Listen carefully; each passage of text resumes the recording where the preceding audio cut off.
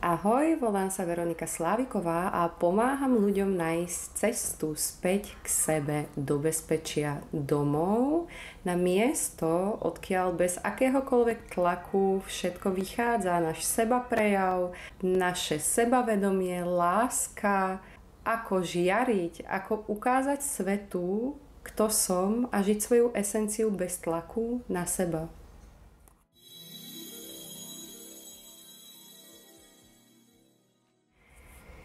Toto video bude o tom, ako zistiť, kto skutočne som, čo je mojou esenciou, čo je to, čo bez nejakého tlaku na seba môžem a vlastne je to nejakým môjim predurčením prinášať na tento svet.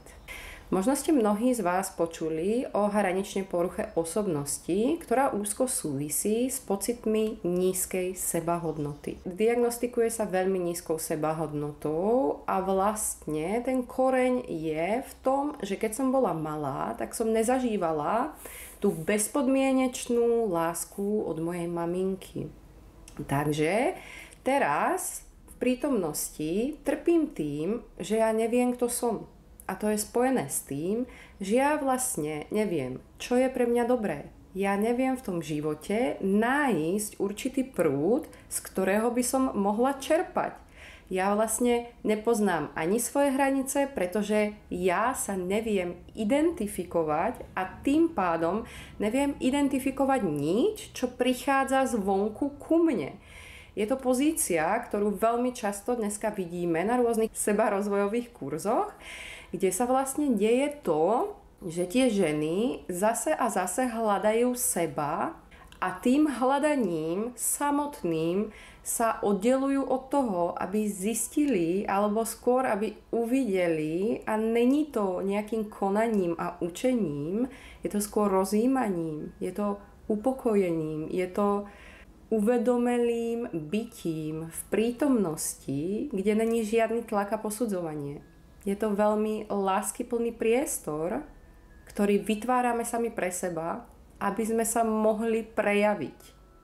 A táto hraničná porucha osobnosti je diagnostikovateľná na základe tohto veľmi nízkeho sebavedomia, ale není to len obyčajné veľmi nízke sebavedomie, je to vlastne v takej tej pokročilej forme strach z toho sa vôbec nejak prejavovať, pretože ja budem neprijatá svojim okolím, svojim partnerom, budem podvedená, budem opustená.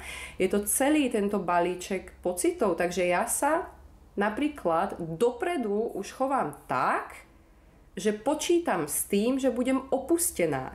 Je to taká tá pozícia, v pohode, ja s tebou aj tak úplne naplno nepočítam, takže si vlastne držím nejaké tie zadné vrátka.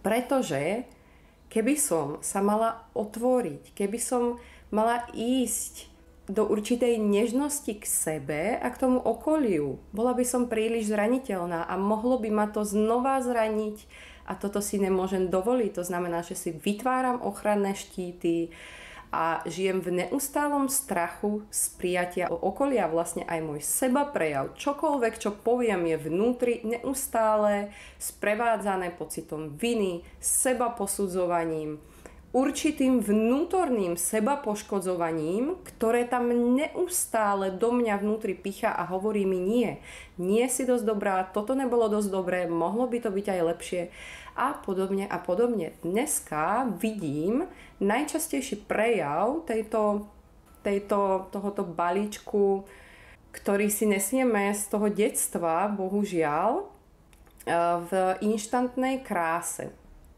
A je to určitá maska, ktorú si žena vytvorí, určitá inštantná krása, pretože ju ochraňuje pred tým, aby bolo videné to, čo je z nej skutočné. Pretože to predsa nikto nechce, to je málo, je to obyčajné, nezaujímavé, je to na nič, je to dokonca zranené, je to bolestivé.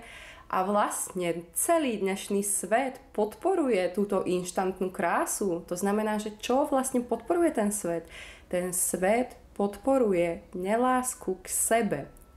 A v takomto svete dneska žijeme. Bohužiaľ. A ja považujem za veľmi dôležité vytvárať tento bezpečný priestor, aby sme mali možnosť sa len uvidieť. Je to vlastne ten prvý krok.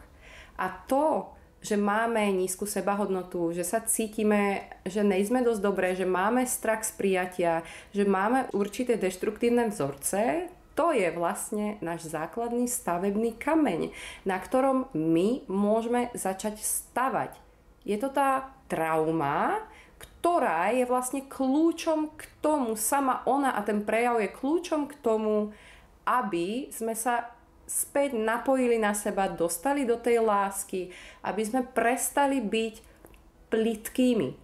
Je tam určitá plytkosť, kedy vlastne dovolujeme, aby naša energia bola využívaná spôsobom, ktorý nám nielenže nič neprináša, ale nič nevytvára, čo by bolo prospešné nielen pre nás, ale aj voči svetu. Venujeme našu energiu do plytkých vecí, ako sa kedysi hovorilo, že sa pozná muž, ktorý bol a nebol na vojne. Ja poznám človeka, ktorý má alebo nemá televíziu. Venujeme energiu týmto veciam a vlastne ochorievame viac a viac. A súvisí to práve s tým, že nevieme, kto sme, necítime sami seba, nepoznáme svoju esenciu, pretože ak by sme to vedeli, tak my by sme vedeli, že máme na tomto svete svoje miesto, že je tam niečo, s čím budeme každé ráno stávať a tešiť sa na ten deň, čo budeme plne prežívať, budeme mať vysokú úroveň lásky v tele a kapacitu ju prežívať. Ja som raz na jednom, že to asi 4-5 rokov dozadu, výcviku zažila moment, kedy tam bola určitá konštelácia a jedna žena stála za moju matku a ja som mala možnosť skrz ňu sa celá naplniť tou láskou. A čo sa stalo? Ja som už po prvých pár minútkach povedala, OK, to už dosť, to mi stačí. A čo to znamená? Moja kapacita príjmania lásky, keď si predstavíme, že tu je nejaká hladina a tu je to dno toho mora, tak ja po prvých tých 5 cm už som bola plná. To znamená, že týchto 5 cm znamená len nejaké uznanie od okolia, po ktorom som bola vlastne totálne dychtivá, po ničom inom som netúžila. A to samozrejme súvisí s tou inštantnou krásou, s nejakým sebaprejavom, za ktorým mám neustály pocit viny, to znamená, že sa to neustále opakuje dokola a ja nemám možnosť z tohto kolečka vystúpiť, pretože vlastne tá sebaláska je až na tom dne, odkiaľ sa ja môžem odraziť a na tú hladinu vyplávať sama. To znamená, že ja už nebudem mať strach ani z toho, že sa potopím na úplne dno, pretože ja už budem poznať to bezpečné miesto. A hraničná porucha osobnosti bolo niečo, s čím som ja žila drtivú väčšinu života. A preto, keď sa mi podarilo sa dostať do určitej fázy, a to je vlastne ten výsledok toho, že ja nielen zistím, kto som, a není to na úrovni nejakého racionálneho opisu, ja zistím, čo chcem, zistím, čo nechcem a svoju energiu smerujem tam, kde cítim, že sa mi nielen vráti, ale že vytváram niečo prospešné pre mňa a pre svet. A je to úplne iné fungovanie. Ja som kedysi napríklad sa doslova mučila cvičením a nemohla som, čo dneska rieši veľa žien a ja to riešim s nimi, nemohla som schudnúť. Dneska skoro necvičím a mám nádhernú postavu, za ktorou nejsú žiadne hodiny a hodiny úsilia. Je to len určitý pokoj a láska k sebe o tom, že si dovolujem byť tým, kým skutočne som. Prejavuje sa to taktiež určitým odtrhnutím sa od prítomnosti. Ja vlastne nemôžem čerpať z toho, čo sa deje okolo mňa, pretože ma od tej prítomnosti delí ten tlak na to, že sa potrebujem cítiť prijatá. To znamená, že ja nereagujem spontánne. Ja reagujem tak, že vyhodnotím, že je to OK. To znamená, že ja som v neustálom napätí a bere mi to obrovské množstvo energie. A taktiež sa to definuje tým, že mám potrebu dať lásku alebo naučiť niečo svoju mamu alebo otca, vytvoriť pre nich nejaký bezpečný svet, aby sa cítili milovaní, pretože poznám ich tragický príbeh často, ale to tlačí práve na tú lásku ku mne a preto sa snažím to priniesť niekomu inému, pretože je to o moc jednoduchšie, ako uvidieť tú svoju bolesť a pripustiť si ju.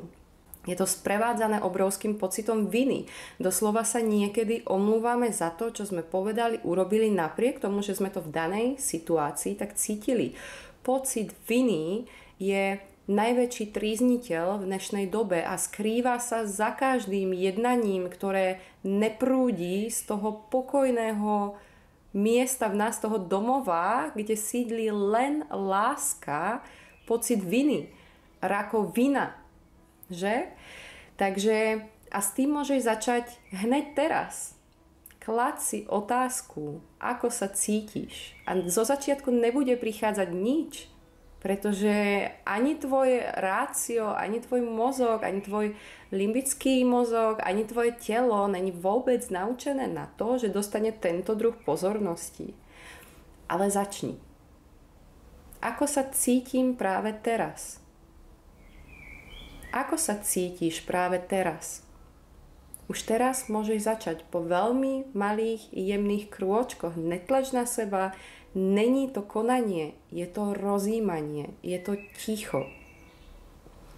Prajem vám všetkým krásny zbytok dňa a nech sa vám darí uvidieť seba o trošku viac.